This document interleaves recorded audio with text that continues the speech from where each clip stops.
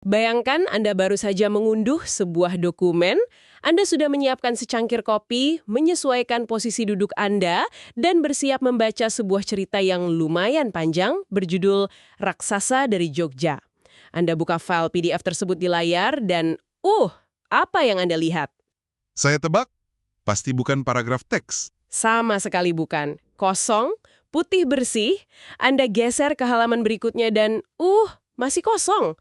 Anda mungkin mulai berpikir, oke, file ini rusak nih. Atau mungkin internet Anda lagi bermasalah, jadi teksnya gagal dimuat. Iya, respon yang sangat wajar di era digital ini. Betul kan? Hari ini di sesi eksplorasi mendalam kita akan membedah sebuah anomali yang sangat unik. Sebuah dokumen dari sumber yang kita dapatkan yaitu 35 Dwitasari Raksasa dari Jogja.pdf yang hampir seluruhnya tidak berisi apa-apa. Kecuali puluhan halaman kosong, 3 goresan garis minimalis, dan 1 kata. Dan bagi kebanyakan orang, ketiadaan informasi visual itu seringkali langsung memicu kepanikan ringan ya. Kita ini kan terbiasa banget dengan layar yang penuh sesak. Bener, sesak oleh iklan, teks. Iklan, warna, notifikasi, atau setidaknya nomor halaman lah. Menghadapi kehampaan total di dalam sebuah medium yang, seharusnya berisi cerita, itu sesuatu yang sangat asing buat otak kita. Jujur saja ya, saat pertama kali membuka materi sumber kita hari ini, respons pertama saya tuh langsung memeriksa ulang apakah saya mengunduh file yang benar. Rasanya kayak Kayak salah masuk ruangan. persis, kayak masuk ke sebuah galeri seni yang gede banget, tapi kosong melompong. Anda yang sedang mendengarkan ini mungkin berpikir, buat apa kita menghabiskan waktu membedah ruang kosong? Apa menariknya sebuah PDF yang isinya nyaris tidak ada? Nah, disitulah misteri dan kejeniusannya bermula. Oke, makanya misi kita hari ini adalah mencari tahu bagaimana minimalisme ekstrim ini dikombinasikan dengan beberapa isyarat visual yang sangat irit, ternyata dirancang secara sengaja. Dirancang untuk membangun panggung emosional dan memanipulasi emosi Anda bahkan sebelum Anda membaca satu kalimat cerita pun. Ini adalah studi yang luar biasa menarik tentang bagaimana memori dan antisipasi itu dibangun. Ketika penulis dan ilustrator mencadut semua elemen yang biasa mengalihkan perhatian, seperti dialog atau deskripsi panjang, mereka memaksa otak kita untuk memproses apapun yang tersisa dengan intensitas yang jauh lebih tinggi. Oke, mari kita bedah ini. Kita mulai dari satu-satunya hal yang bersuara di awal dokumen ini. Di antara semua kehampaan itu, ada satu halaman yang menampilkan sebuah ilustrasi garis yang sangat sederhana. Line art hitam putih. Iya, gambar siluet. Betul, gambar siluet seorang perempuan dari belakang. Dia sedang berjalan, dan jauh di depannya ada sebuah monumen. Nah, siapapun yang pernah menginjakan kaki di Yogyakarta pasti langsung tahu. Itu adalah Tugu Jogja. Pemilihan monumen itu sendiri, bukan sekedar tempelan visual ya. Secara arsitektural, Tugu Jogja itu memegang fungsi sebagai poros. Pusat kotanya. Tepat. Titik temu dari berbagai arah. Tapi, coba kita perhatikan bagaimana ilustrator memutuskan untuk membingkai gambar tersebut. Apa yang paling menonjol bagi Anda dari komposisi itu? Buat saya, skalanya. Ukuran perempuannya itu, kecil sekali. Maksud saya ngerti soal perspektif. Kalau kita menggambar sesuatu yang jauh, ukurannya pasti lebih kecil. Tentu. Tapi di sini, perempuan itu digambar sekecil ujung jari, dikelilingi oleh lautan ruang putih yang mendominasi halaman. Sementara tugu tersebut membayang di kejauhan. Awalnya saya pikir, apa ilustratornya malas menggambar detail ya? Tapi kalau melihat ruang kosongnya, itu kayaknya sengaja banget. Sangat disengaja.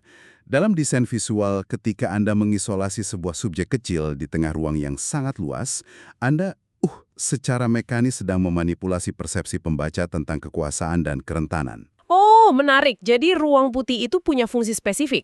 Ya, skala tersebut tidak sedang menceritakan seberapa tinggi tubuh perempuan itu secara fisik, ia sedang memetakan skala emosionalnya. Otak kita tuh merespons ruang visual yang besar sebagai sesuatu yang intimidatif. Tunggu dulu. Jadi Anda mengatakan bahwa ruang putih kosong di sekitar gambar perempuan itu sebenarnya berfungsi sebagai beban. Kayak tekanan psikologis. Ini yang membawa kita pada judulnya, ya kan? Raksasa dari Jogja. Banyak orang mungkin berasumsi bahwa raksasa di sini adalah karakter antagonis harfiah. Kayak pria jahat atau monster gitu. Iya, semacam itu. Tapi komposisi visual ini menawarkan hipotesis lain. Raksasa yang sebenarnya mungkin adalah kota itu sendiri.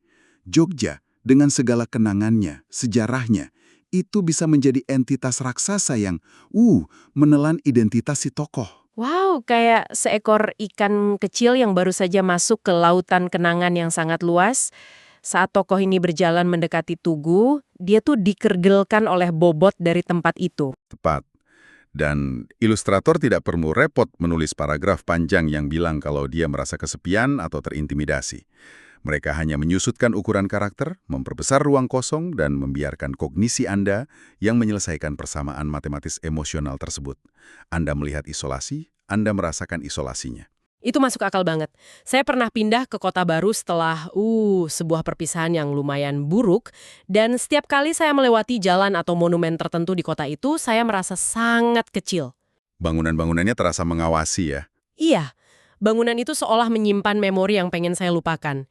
Jadi goresan garis yang sederhana di PDF ini pada dasarnya sedang mengatur ekspektasi Anda sebagai pembaca bahwa tokoh ini sedang memasuki arena konflik, konfrontasi dengan memori yang jauh lebih besar dari dirinya. Sebuah pertempuran internal yang sangat sunyi. Anda pasti mengharapkan ceritanya bakal dimulai dong. Normalnya begitu. Masuk ke bab 1. Layaknya buku biasa ya. Iya. Tapi disinilah bagian yang sangat menarik dari dokumen ini. Disinilah kesabaran Anda benar-benar diuji.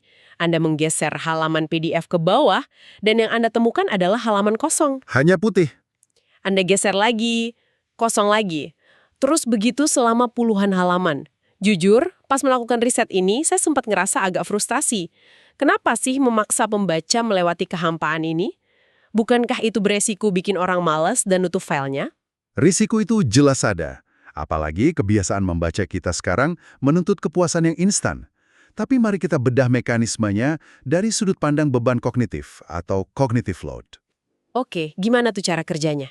Ketika seseorang membuka sebuah buku, mereka tuh jarang sekali datang dengan pikiran yang benar-benar bersih. Mereka mungkin baru saja selesai balas email kerjaan, atau kepikiran tagihan, atau baru berdebat di media sosial. Otak mereka lagi penuh tab yang kebuka semua. Betul, ibarat browser komputer yang lagi lag karena kepenuhan program. Jika penulis langsung menyodorkan teks cerita di tengah kondisi mental yang bising seperti itu, informasi naratifnya tidak akan terserap maksimal. Emosinya bakal bertabrakan dengan kecemasan sehari-hari si pembaca. Persis. Nah, puluhan halaman kosong ini berfungsi sebagai intervensi fisik dan psikologis. Dalam desain editorial, ini disebut negative space extreme. Ini bukan sekedar estetika, ini adalah alat kontrol tempo atau pacing. Alat kontrol tempo, coba kita dalami ini.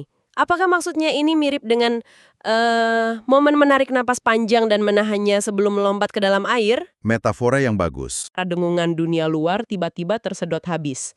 Hening, baru kemudian musik Anda diputar. Jeda hening itu bikin musiknya terdengar jauh lebih jernih. Wah! Analogi noise cancelling itu sangat brilian. Itu persis mekanisme yang terjadi di puluhan halaman kosong ini. Saat jari Anda terus scrolling dan mata Anda tidak menemukan teks, bagian otak yang tadinya sibuk mencari informasi mulai melambat. Dipaksa melambat ya? Iya. Kecepatan scrolling Anda akan menurun karena tidak ada stimulus. Anda ditarik masuk ke dalam ritme dokumen tersebut. Seolah dokumen itu bilang, kamu tidak bisa terburu-buru di sini. Saya emang ngerasain itu sih. Pada halaman kosong ke-5 atau ke-6, rasa frustrasi saya tuh berubah jadi rasa penasaran yang aneh. Dan kemudian, barulah kejutannya datang. Halaman yang ada teksnya. Tepat di tengah lautan putih itu, ada satu kata yang dicetak tebal. Prolog. Jika kita hubungkan ini dengan gambaran besarnya, coba bayangkan kalau kata prolog itu diletakkan di halaman pertama, tepat di bawah judul. Pasti bobotnya biasa aja. Iya, hanya akan jadi penanda struktural standar sebuah buku. Anda bacanya sambil lalu. Benar banget, tapi karena ditaruh setelah isolasi spasial yang begitu panjang, setelah puluhan halaman tanpa suara, kata prolog itu tiba-tiba punya gravitasi yang kuat. Penulis memaksa Anda menahan napas, dan baru di halaman itu Anda diizinkan menghembuskannya. Keheningan visual yang mendahuluinya menuntut penghormatan dari pembaca. Ini transisi sakral dari realitas nyata ke realitas fiksi. Transisi sakral, saya suka istilah itu. Ruang kosong itu gunanya untuk membersihkan palet pikiran kita ya. Dan masalahnya, setelah kita sepenuhnya melepaskan dunia luar dan siap mendengarkan cerita, Ceritanya belum benar-benar dimulai teksnya. belum. Dokumen ini justru menjatuhkan satu pukulan visual terakhir yang mengubah arah emosi secara drastis. Sebuah elemen visual yang menurut saya cukup mengganggu. Mari kita periksa bagian ini. Secara visual, apa yang memicu rasa tidak nyaman itu buat Anda? Di halaman berikutnya, kita melihat gambar sederhana bentuk hati. Jantung hati yang klasik ya. Tapi hati itu tidak sedang terbang bebas atau dipegang seseorang. Hati itu diikat dengan seutas tali dan tergantung pada sebuah ranting pohon. Rantingnya spesifik sekali bentuknya. Sangat spesifik. Ranting itu kering kerontang. Tidak ada daun, tidak ada tunas, serba runcing dan terlihat mati. Kesannya sama sekali nggak romantis. Jadi, apa sebenarnya makna dari semua ini? Buat saya, gambar itu terasa kayak ornamen yang tertinggal setelah perayaan usai, dibiarkan terpapar angin dingin sendirian. Ornamen yang tertinggal, itu sudut pandang visual yang kuat. Ini memunculkan satu pertanyaan penting tentang simbolisme yang bertabrakan. Kita punya ranting kering, secara universal, pohon tanpa daun tidak pernah melambangkan kehidupan yang bahagia. Itu visual dari musim dingin ya? Atau kematian? Representasi dari musim yang keras. Metafora untuk kehilangan, kesedihan, atau masa penantian yang mandul. Lingkungan itu tidak mendukung pertumbuhan. Sepakat. Lingkungannya sangat tidak bersahabat. Lalu di tengah lingkungan yang keras itu, ditempatkanlah sebuah hati. Inti dari cinta, kehangatan, dan kerentanan emosional. Menyandingkan hati dengan ranting yang mati, menciptakan disonansi kognitif. Ada ketegangan yang nyata di situ. Dan ketegangan visualnya diperparah oleh talinya. Kalau Anda perhatikan ketebalannya, tali yang mengikat hati itu tipis sekali. Jauh lebih tipis dari garis rantingnya. Menggantung di seutas benang, secara harfiah. Iya, hati itu dipamerkan dalam kondisi yang, sangat rapuh. Kayak menggantung sesuatu yang berat pakai benang layangan. Anda cuma nunggu waktu sampai benang itu putus. Dan ketegangan fisik tali itu langsung diterjemahkan otak menjadi ketegangan emosional. Mekanisme ini adalah foreshadowing visual yang luar biasa. Tali tipis itu melambangkan kerentanan ekstrim. Kerentanan ekstrim. Penulis sedang mengisyaratkan kepada Anda, pembacanya, bahwa cerita ini akan melibatkan risiko emosional yang besar. Mereka tidak menjanjikan kisah cinta yang aman. Tokoh di dalam cerita ini akan menempatkan hati mereka di posisi yang sangat berisiko. Posisi di ujung tanduk, dia mungkin sedang bertahan menunggu musim semi, berharap ranting itu menumbuhkan daun untuk melindunginya, tapi probabilitas benang itu putus lebih dulu sangatlah tinggi. luar biasa. Jadi ranting kering itu adalah peringatan dini, peringatan bahaya. Menyadari ini jujur bikin saya merinding sih. Coba kita tarik mundur sejenak ya. Anda dan saya baru saja berdiskusi mendalam tentang tekanan psikologis kota, manipulasi memori, teori beban kognitif, sampai kerentanan sebuah hubungan. Semuanya kompleks. Sangat kompleks. Dan kita membicarakan semua itu tanpa membaca satu kalimat narasi pun dari ceritanya. Semua murni dari isyarat visual dan ruang kosong. Itulah kekuatan dari minimalisme saat digunakan dengan presisi. Ketika Anda hanya memberikan sedikit titik, otak pembaca akan bekerja ekstra keras untuk menarik garis antar titik tersebut. Penulis mempercayai kecerdasan emosional Anda.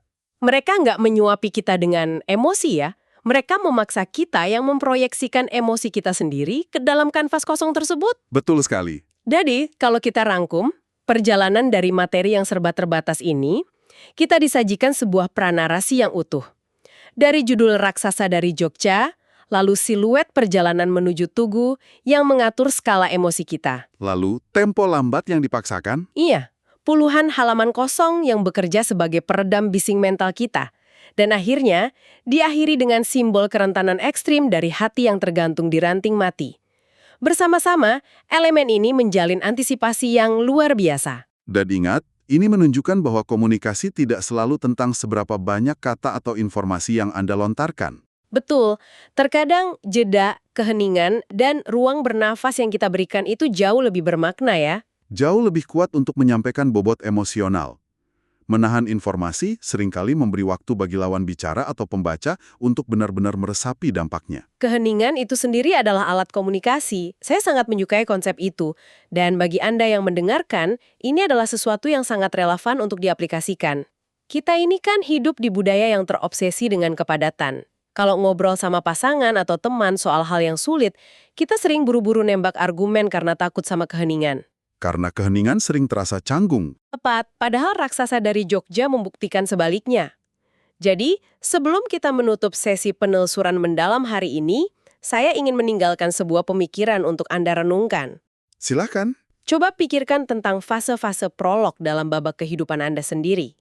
Ketika Anda hendak memulai lembaran baru, entah itu pindah ke kota baru, memulai pekerjaan baru, atau membangun hubungan baru.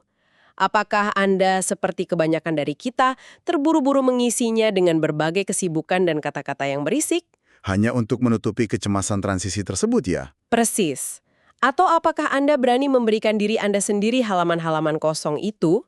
Beranikah Anda menerima kerentanan sejenak, mengisolasi diri dari kebisingan, untuk benar-benar meresapi perjalanan yang akan datang? Karena terkadang, di dalam keheningan itulah Anda akhirnya siap melangkah.